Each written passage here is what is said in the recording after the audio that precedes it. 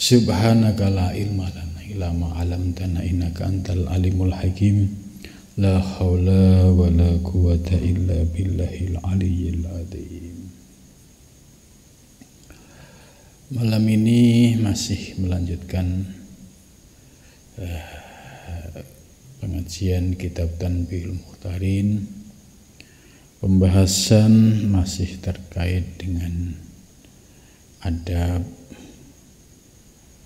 dan juga terkait bagaimana sikap seorang murid, seorang santri ketika sedang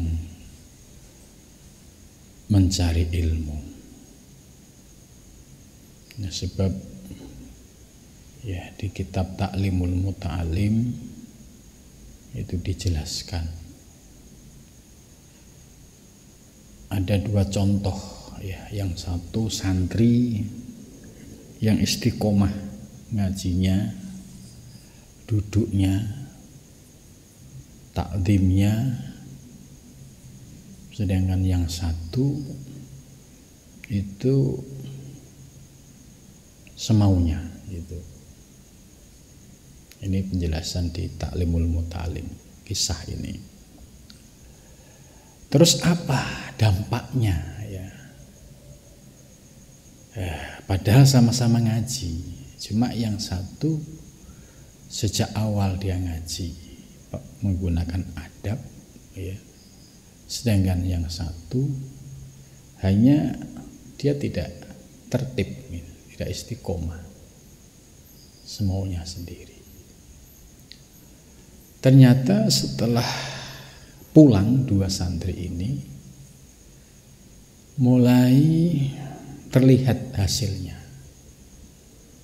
Dalam kitab Muta'alim, yang santri ketika duduk ngaji disertai dengan adab, ketika pulang itu ilmunya barokah, manfaat, bisa diamalkan, bisa diajarkan. Sementara yang satu lagi ilmunya tanda kutip tidak barokah, akhirnya tidak muncul di dalam dirinya itu sosok sebagai seorang ustadz, apalagi seorang kiai, tidak ada, karena ilmunya tidak membekas. Kemudian ditanya apa penyebab dua orang ini padahal dulu ngaji bareng, kok hasilnya bisa beda. Ternyata setelah diteliti, ternyata faktor adab pada saat ngaji ini menentukan hasil dan keberkahan bagi seorang murid. Nah, ini yang saya jadikan pegangan sejak saya ngaji, waktu di Kajen, waktu di Demak di Kajen, itu selalu berpegang pada ajaran kitab taklim ini, karena hanya sedikit berbeda hasilnya jauh banget.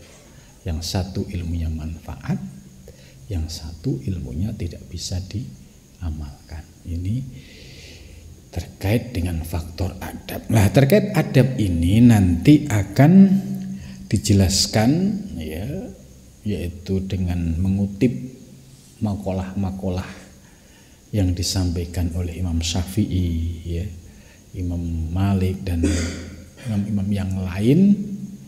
Nah, ini sebagai pegangan kita. Jadi selevel Imam Syafi'i, selevel Imam Syafi'i. Kenapa sampai masyhur namanya, masyhur ilmunya? Ternyata kuncinya di adab. Bukan kepintaran, bukan karena merasa hebat atau dan lainnya. Itu. Nah, maka di sini penting sekali bagi santri itu kunci-kunci yang menjadi penyebab berkah tidaknya ilmu itu tergantung dari ya sikap ketika saat sedang belajar. Apakah pada saat sedang belajar itu dia pakai adab, menggunakan ilmu atau tidak. Tapi kalau pakai, ya itu menjadi pintu barokah. Tapi kalau tidak, ya resikonya ilmunya ya ibarat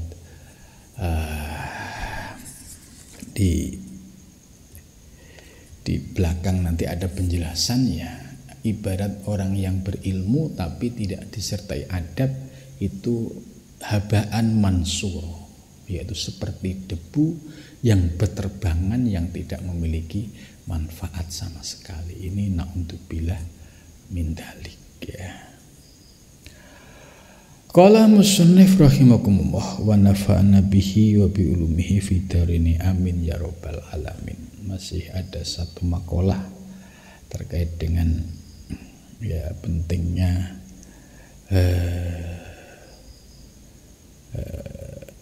adab ini. Wa kana Bashar al-Hafi radhiyallahu an ya yaqulu berkata, ya siapa Bashar al-Hafi, wallahi demi Allah. Ya wallahi ini kalau ada kalimah bahasa Arab kok sudah menggunakan wallahi, ya, ini berarti menunjukkan benar-benar serius, ya, bukan main-main, bukan kalam khobar, ya, tapi sudah menunjukkan ini ya berita yang sangat serius. Wallahi demi Allah, ditambah lakot, ya, ditambah lam taukid, tambah kot, ya, masuk pada fi'il mudhari'nya, masuk pada fi'il madhi. Lakot adrukna, demi Allah, ya, saya sungguh-sungguh, dari sudah ada sungguh-sungguh, tambah benar-benar menemukan itu akwaman jamaknya kaum, akwaman yaitu kaum, ya, atau orang banyak gitu, ya. Kanu mereka ada, la ya'lamuna, mereka tidak mengetahui, ahadan seseorang, hatta yaruduna, sehingga dia menzinakkan, ya, nafsahu, dirinya, sinina, ya, beberapa tahun, kasirotin, yang banyak. Jadi maksud dari makalah ini, ya, demi Allah sungguh aku telah menemukan, yaitu satu kelompok, satu komunitas akwaman. Mereka tidak tahu seseorang, ya, dia melakukan ya dalam bahasa sekarang itu kontemplasi, ya, atau menyendiri, tidak bergaul dengan banyak orang. Lah tujuannya apa? Hatta yaruduna, sehingga mereka berhasil menzinakkan nafsahu, dirinya, nafsahu, nafsunya, sinina, ya, beberapa tahun kasih rotin yang banyak. Artinya sinina kasih itu ya cukup lumayan lama, ya, bisa 20, bisa 30 tahun. Ini maksudnya bahwa perjalanan seorang salik yang menuju Allah, setelah dia paham ilmu, ya, baik ilmu tauhid yang khusus, ya, kemudian paham teori-teori tentang tazkiyatun nufus, kemudian memiliki kaifiat zikir, memiliki kaifiat untuk riyadhah mujahadah, kemudian diamalkan secara bersungguh-sungguh, dia tidak memikirkan hal-hal lain selain dirinya, yaitu bagaimana dia berhasil menundukkan hawa nafsunya. Hal ini ternyata ditempuh sinina katsirah, yaitu bertahun-tahun. Nah, hal ini dibenarkan sebagaimana dijelaskan dalam kitab Al-Futuhat. Syekh Ibnu Arabi itu mengutip bahwa para sufi terdahulu itu membutuhkan waktu puluhan tahun, di kitab Al-Futuhat di Muqaddimah mengutip perjalanan seperti Syekh Abdul Qadir Al-Jailani, ada Syekh Junaidi, ada Syekh Abu Yazid Al-Bustami, kemudian bahkan Al-Hal sekalipun itu membutuhkan waktu 25, 30, 35 tahun. Maka wajar kalau menggunakan sinina katsirah. Begitu juga seorang salik di zaman sekarang. Praktek yang demikian ini harus mau tidak mau harus dilakukan. Ini yang disebut dengan tirakat. Tirakat itu dia paham ilmu, kemudian mengamalkan, tapi karena situasi kita hidup di perkotaan, kita menggunakan opsi sebagaimana yang ditawarkan oleh Imam Ghazali, yaitu opsi tetap aktif dengan aktivitas dunia, tapi dia memiliki konsentrasi tetap melakukan riyadhah mujahadah. Tidak dia kholwat secara menyendiri, menjauhi keramaian. Ini oleh Imam Ghazali diperbolehkan asal memenuhi syarat. Memenuhi syaratnya apa? Orang mau kholwat sendiri itu harus punya ilmu. Ilmunya sudah komplit, ilmu terkait dengan tasawuf, ilmu dengan tarekat. Kemudian yang kedua, secara ekonomi dia sudah mapan, karena dia akan fokus ketika dia kholwat atau suluk. Kalau misalkan dia berkeluarga, anak istrinya sudah dicukupin, dia tidak punya ta'aluk dengan makhluk siapapun, sehingga ketika dia suluk benar-benar bisa hening dan jernih. Jangan sebaliknya memaksakan diri. Ilmu tasawuf belum paham, tapi pengen semangat, pengen kholwat. Terus ditambah ekonominya pas-pasan. Apa yang terjadi kalau orang yang seperti ini melakukan kholwat? Pasti yang muncul adalah masalah. Masalah satu, perutnya lapar. Kalau perutnya lapar pasti akan muncul tomak, berharap pemberian orang lain. Kalau dia berkeluarga, anak istrinya ditinggalkan, pasti perlu makan. Kalau anaknya sekolah pasti membutuhkan biaya. Nah, ini bagaimana?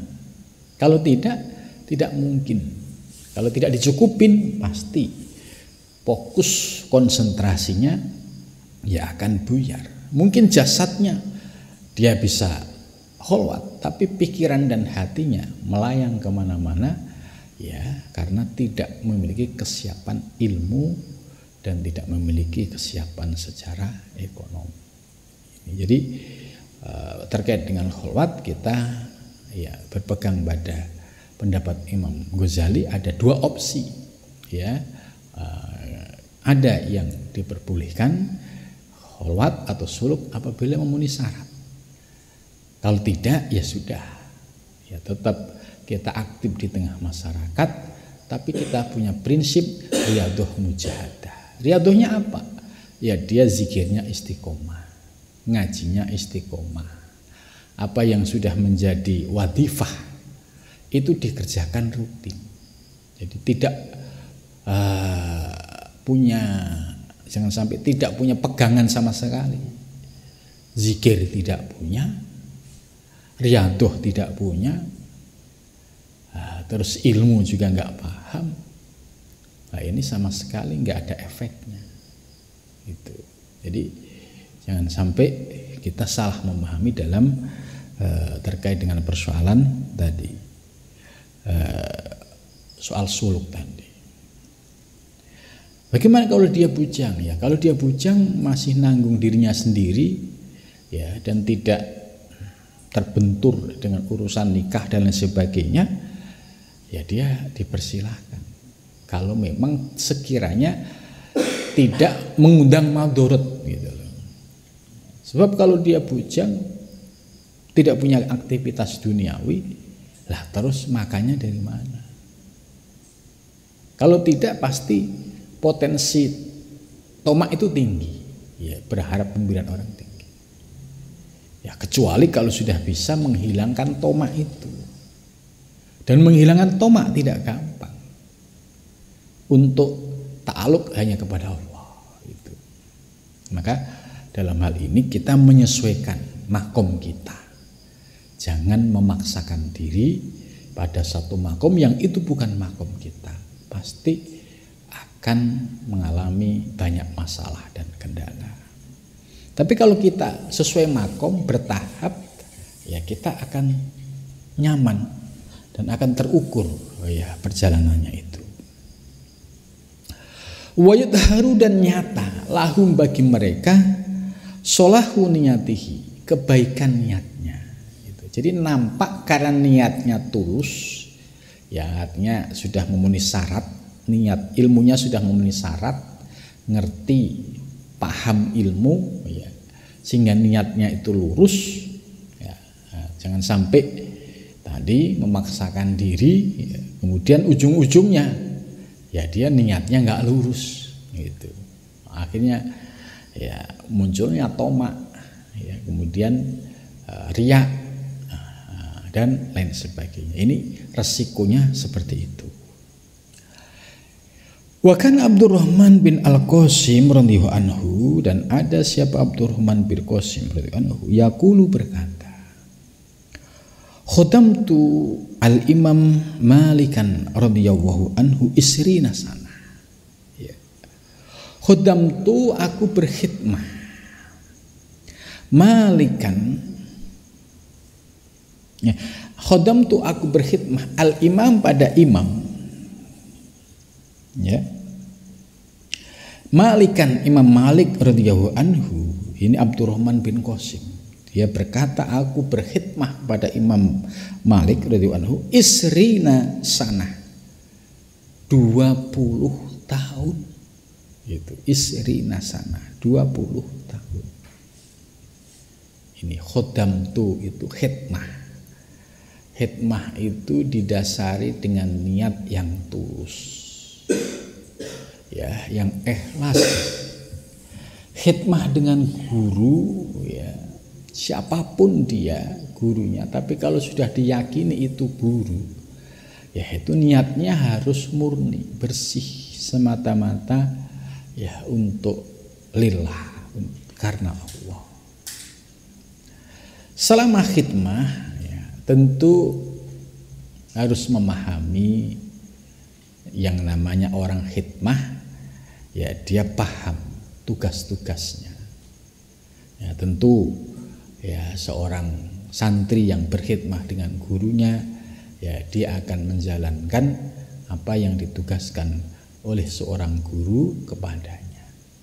Dan tugas itu dijalankan secara istiqomah. Dan tugas itu, ya, berjenjang, ya. Tidak bisa seorang murid, ya, kemudian minta tugas ini itu, ya. Itu seorang guru lebih tahu kapasitas seorang murid yang layak dan pas itu ngerjain apa. Kalau misalkan, ya, muncul keinginannya pengen ini pengen itu, ya istilahnya semangatnya lagi naik gitu ya, lagi tinggi, nah, itu biasanya nanti tidak tahan lama ya, karena titik tertentu ya nanti nafsunya akan kecewa, apa yang diinginkan tidak tercapai pasti kecewa ya, akhirnya bermasalah itu. Maka ketika khidmah dengan guru ya niatnya yang tulus lillah, semata-mata karena Allah ya. Kalau gurunya itu seorang ya pengajar ya, dia semata-mata ya hanya berjuang di jalan Allah ya, berarti nanti yang akan membalas itu Allah, bukan gurunya itu. Jadi kalau niat kita tulus karena Allah dalam berkhidmah, ya kita yakin karena guru yang kita khidmain ini berjuang di jalan Allah, ya berarti ya saya ini khidmah ya terhadap orang yang fisabilillah. Maka kalau khidmah kita ikhlas ya lurus, pasti Allah membalas keberkahan itu. Jadi tidak sedikit orang yang berkhidmah dengan guru ya kemudian berlimpah berkah ketika sudah pulang. Itu nyata, bukan kata orang ya. Banyak kisah ya, banyak kisah ini supaya kita yakin ya. Termasuk Mbah Hasyim Asy'ari ya, itu sebagai contoh. Karena beliau khidmahnya itu tulus dengan Mbah Khalil Bangkalan ya, pada saat ya kondisi yang mungkin ini tidak lazim dilakukan oleh orang ya, seperti Mbah Hasyim mendengar cincinnya Mbah Nyai itu jatuh ya, kemudian Mbah Hasyim itu sampai mencari cincin tersebut dan jatuhnya itu di WC. Ini semua orang kan pasti menghindar, gak ada yang berani.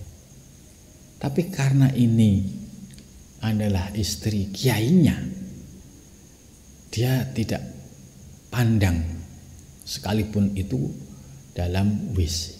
Mbah Hasyim Asy'ari ya masuk ke WC tengah malam, kemudian menjelang subuh baru ketemu. Dan setelah itu apa yang terjadi? Ya, Mbah Hasyim ya mendapatkan ridho dari gurunya, disuruh pulang. Kemudian ya sebagaimana yang kita lihat, Mbah Hasyim diberikan keberkahan yang melimpah ya, mendirikan sebuah organisasi yang hampir 1 abad ini ya semakin kuat, semakin kokoh, semakin berkembang. Ini barokah dari khidmah terhadap seorang guru. Begitu juga ada kisah di Aceh ya. Dulu ada seorang syekh yang namanya Syekh Abdul Rauf Asingkili. Punya murid ya, muridnya banyak dari Jawa, dari Sumatera, dari Kalimantan, dari Malaysia. Ada muridnya yang namanya Syekh Burhan. Dulu namanya belum Syekh Burhanuddin Ulakan, ya masih nama biasa itu. Itu juga sama, khidmahnya cukup luar biasa terhadap gurunya. Artinya diberikan sebuah perintah oleh gurunya itu ya dia hanya sami'na wa ata'na. Ya, suatu ketika ada satu kondisi yang ini ya tidak umum, artinya ini ujian berat tentu bagi santri. Kondisi yang tidak umum ya, hampir persis dengan Mbah Hasyim, yaitu masuk ke sebuah jamban itu WC zaman dulu. Ya beliau sami'na wa ata'na, hampir persis kondisinya, cuma beda konteksnya. Dan setelah itu ternyata ya Syekh Abdul Rauf dawuh, dah kamu cukup pulang. Ternyata apa? Setelah pulang di Padang ya, yang sekarang dikenal dengan Syekh Burhanuddin Ulakan, ya menjadi ulama besar, kemudian berhasil ya dakwah di daerah Padang, mengembangkan tarekat Sattariyah dan martabat 7 ya, dan dikenal sebagai seorang aulia, waliyun min auliyaillah itu. Dan masih banyak lagi.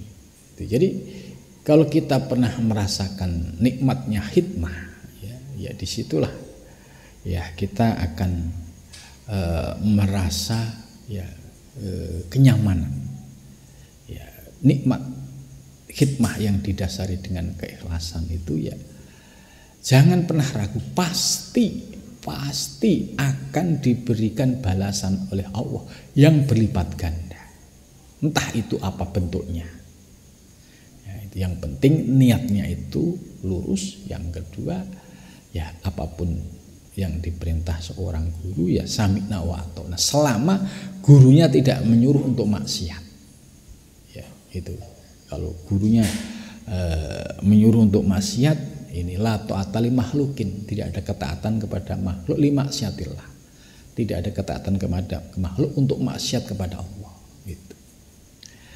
Nah, ini dijelaskan bahwa Syekh Abdurrahman Al-Qasim khidmah dengan Imam Malik itu 20 tahun. Fakana samaniyata asyara minha, dan ada siapa Abdurrahman bin Qasim ya sama 18 minha darinya fit ta'allumil adab. Jadi selama 18 tahun, ya kan 20 tahun khidmahnya. Selama 18 tahun itu dia hanya belajar adab. Itu belajar adab. Nah, ini yang paling berat ya. Berat itu artinya ya bagi murid yang bersungguh-sungguh ya tidak merasakan berat, karena di dalam hatinya ada himmah, ada keinginan. Tapi kalau yang hatinya setengah hati, tidak bersungguh-sungguh, ya itu berat gitu. Maka selama 18 tahun ya, dari 20 tahun, yang 18 tahun dihabiskan untuk belajar adab, fit ta'allumil adab. Itu ini ya luar biasa. Ini selevel ya Syekh Abdurrahman bin Al-Qasim khidmah kepada Imam Malik. Itu. Wa sanatani, dan 2 tahun minha darinya, dari 20 tahun fit ta'allumil ilmi, dalam belajar ilmu.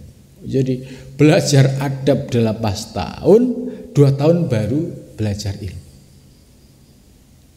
Nah, sebab ada kisah ya, seorang murid yang khidmah, kemudian khidmahnya itu mendapatkan ridho seorang guru, artinya karena kesungguhan dan keistiqomahan sampai gurunya itu tersentuh hatinya dan mendoakan. Ini pintu langit itu terbuka. Nah, sehingga apa dampaknya? Murid ini dengan mudah kefutuh ilmunya. Iya, mudah belajar, memahami semua ilmu. Ini karena barokah khidmah. Gitu. Ada kisah yang saya dengar ya dari seorang kiai. Ya, itu juga hampir sama.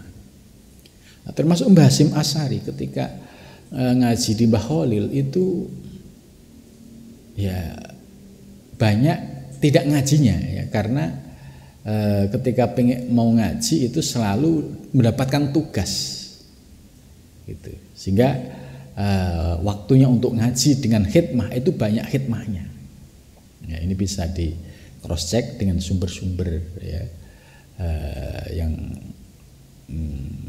bisa menjadi rujukan. Itu kalau nggak salah Mbah Hasyim itu banyak khidmahnya daripada ngajinya, karena mau ngaji selalu ada dawuh untuk melaksanakan ini itu, sehingga hampir nggak sempat ngaji. Tapi karena khidmahnya itu lahir batin ya, sampai dengan ujian sedahsyat itu ya akhirnya kefutuh oleh Allah.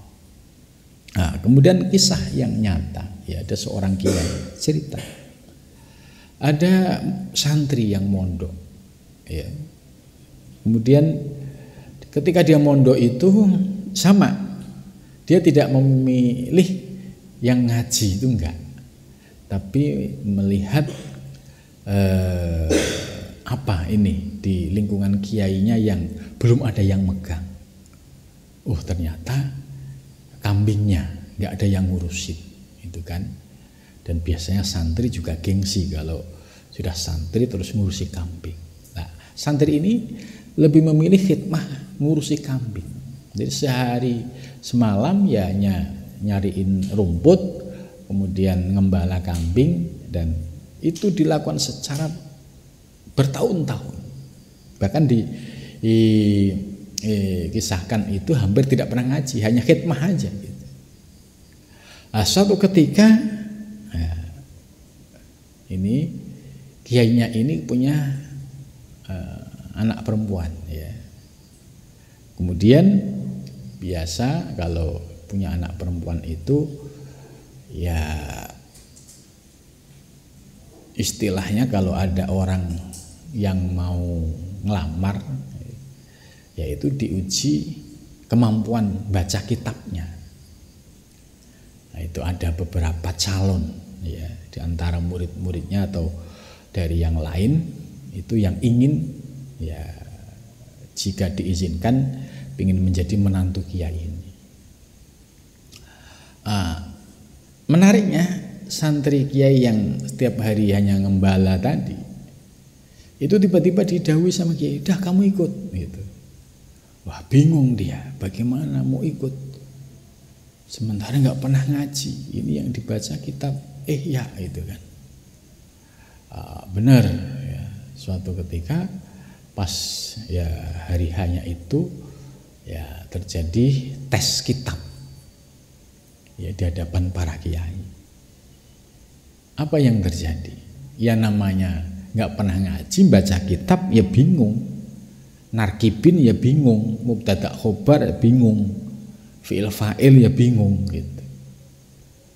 Lalu dia karena merasa malu, nggak bisa apa-apa ya, terus dia lari dari pondok itu ya karena merasa malu tadi. Itu ada yang menceritakan kemudian saking malunya itu sampai ya loncat dari sungai besar ya, karena dia sudah benar-benar frustasi, malu, loncat. Nah di situ ada keajaiban ya, dia loncat di sungai ya, bukannya dia tenggelam tapi justru tidak tenggelam ya, karena tadi ada pertolongan ya, dia bertemu dengan Nabi Khidir ya, hanya diludahin sama Nabi Khidir ya. Terus santri ini balik lagi ke pesantren. Setelah sampai pesantren disuruh menyampaikan siap untuk baca lagi gitu. Nah ketika baca lagi terjadi perubahan dahsyat ya, dia bisa membaca dari sisi aspek nahwu sorobnya, kemudian dari sisi ya, isi substansinya juga bisa menguraikan lebih dalam dan lebih dahsyat gitu. Akhirnya banyak yang terperangah, loh kok ada apa, kamu kok bisa berubah sedemikian rupa gitu. Terus dia bercerita ya saat dia ngaji itu ya didampingi sama mu'alif kitabnya gitu, sehingga bisa mengurai secara lebih mendalam. Nah ini contoh nyata ya, bukan fiksi ya, karena yang cerita itu kiai sekarang masih hidup ya, yang kiai menceritakan itu masih hidup ya, bisa dikonfirmasi. Inilah yang disebut dengan dahsyatnya khidmah itu. Nah khidmah kalau ikhlas pasti berbuah barokah, itu pasti. Tapi kalau niat yang tidak ikhlas, ia akan menjadi habaan mansuro, yaitu menjadi debu yang berterbangan yang tidak memiliki manfaat apa-apa, artinya sia-sia. Karena itu ya daripada sudah sama-sama khidmah, kan bedanya hanya satu, ikhlas sama tidak. Kalau ikhlas ya lillahi ta'ala, pasti akan mendapatkan balasan dari Allah. Tapi kalau niat khidmahnya tidak ikhlas karena pingin ini, pingin itu, misalkan yang sifatnya duniawi, ya akhirnya tidak mendapatkan apa-apa. Itu. Ini pelajaran penting dari soal khidmah ini. Jadi 18 tahun untuk belajar adab, 2 tahun untuk ngaji ilmu. Faya laitani, ya aduh, ya laitani, ya laita sabab. Ini sebuah ungkapan ya tamani ya. Aduh, ya tidak mungkinlah bagiku. Ja'altu al-muddah, aku menjadikan semua waktu kullah semuanya. Aku menjadikan al-muddah waktu kullah semuanya fil adab. Ya, aku tidak mungkin ya menjadikan semua waktu itu hanya untuk belajar adab. Wa kana Imam Malik radhiyallahu anhu yaqul. Ini. Kemudian Imam Malik radhiyallahu anhu yaqul berkata, laisal ilmu bi kasrati riwayah. Laisa tidak ada apa ilmu itu bi kasrati riwayah. Ya, dengan banyaknya riwayat. Riwayat itu ya kalau zaman sekarang itu banyaknya kitab, banyaknya buku, banyaknya referensi, ya. Itu bukan itu. Ya. Ini maksudnya dalam pengertian ilmu yang hakiki, yang manfaat gitu ya. Tapi bagi seorang murid ya belajar banyak ilmu ya harus, karena itu suplemen ilmu. Suplemen. Tanpa belajar banyak ilmu ya bagaimana mungkin dia akan mendapatkan tambahan ilmu kalau ilmu-ilmu yang primer dia tidak paham. Itu. Karena itu laisal ilmu bi kasrati riwayah ya. Ini maksudnya dari sisi manfaatnya. Bagaimana kalau kita ilmunya banyak, referensinya banyak, ya penguasaan ilmunya ya dahsyat, menguasai semuanya, dan anfa itu lebih baik, istimewa. Yang tidak boleh itu dia belajar banyak buku, banyak kitab, banyak referensi, hanya dibuat bangga-banggaan. Ini yang disebut laisal ilmu bi kasrati riwayah.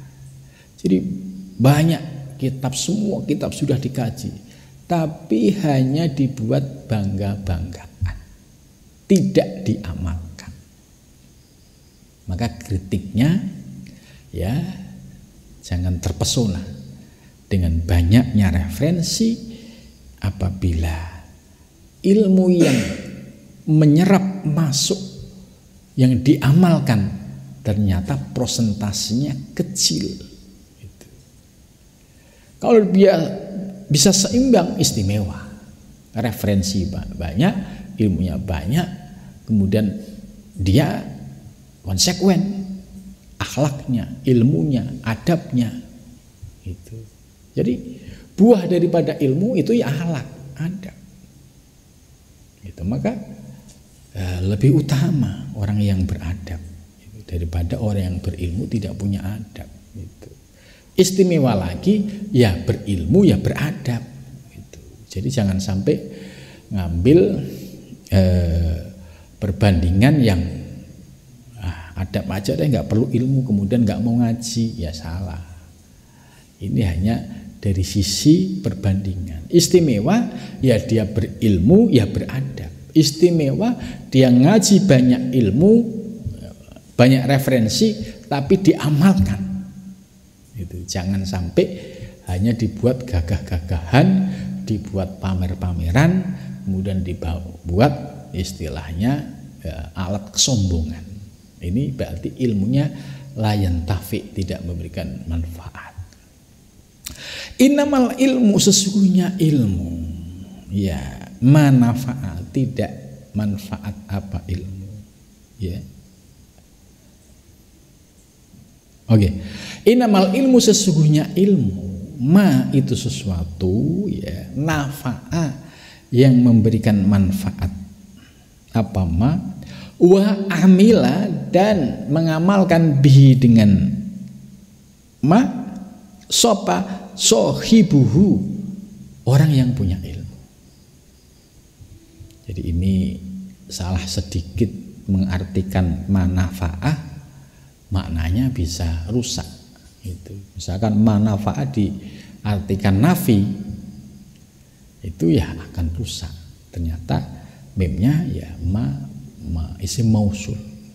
Jadi innamal ilmu, sesungguhnya ilmu itu ma sesuatu yang sifatnya itu luas ya. Nafa'a yang memberi manfaat. Apa ma? Jadi ilmu adalah sesuatu yang memberikan manfaat. Wa amila bi sahibihi, dan yang punya ilmu itu mengamalkan. Ini yang punya ilmu dan mengamalkan.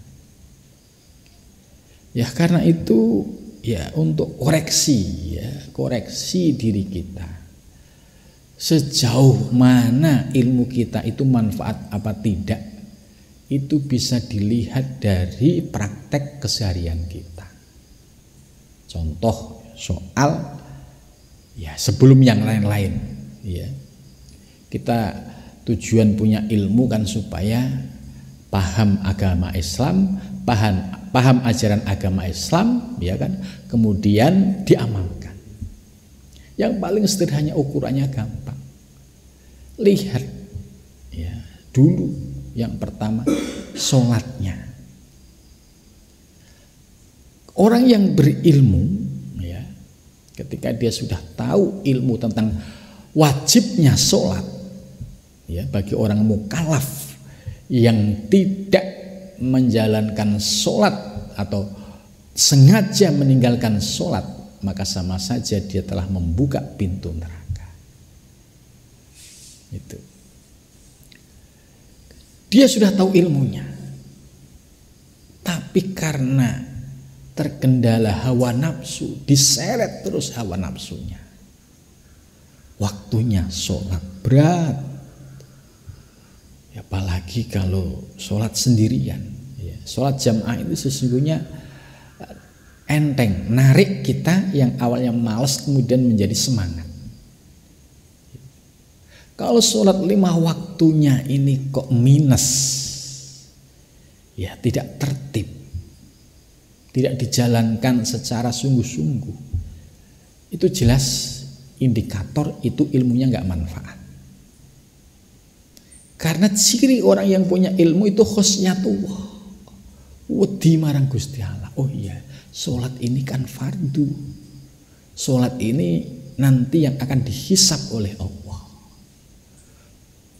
Dia berani ngentengke, berani gampangke, kemudian akhirnya terjadi pembiasaan setiap hari. Sholat dianggap tidak penting, sholat dianggap ringan, sholat hanya sewaktu-waktu kalau ingat. Ini jelas, kalau itu seorang santri, jelas itu pertanda ilmu yang tidak manfaat. Indikatornya sederhana, itu belum yang lain.